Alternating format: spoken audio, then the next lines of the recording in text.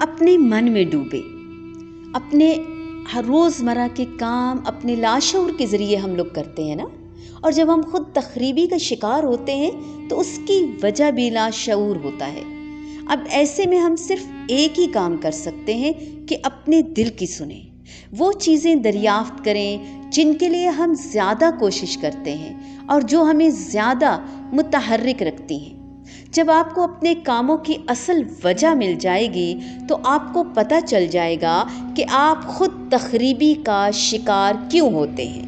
آپ کا دل جو چاہتا ہے آپ کو اسے تسلیم کرنا ہوگا اور اپنی اس دلی خواہش کی تکمیل کرنا ہوگی. جب آپ کے کام آپ کی دلی خواہش کے ساتھ ہم آہنگ ہوں گے تب ہی آپ خوش رہ سکیں گے. لہٰذا قلم کاغذ تھامیں اور لکھنا شروع کریں کہ کون سی چیزیں آپ کو مایوس، ناخوش اور چڑچڑا کرتی ہیں، اور آپ جس صورتحال سے گزر رہے ہیں اس میں آپ کے لیے سبق کیا ہے.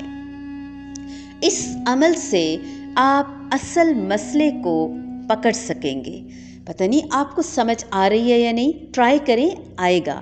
نیکسٹ اگلے سیشنز، اگلے ایپیسوڈز دیکھتے جائیں، سنتے جائیں، آگے دیکھیے ہوتا ہے کیا. بس ہمارے ساتھ رہیے.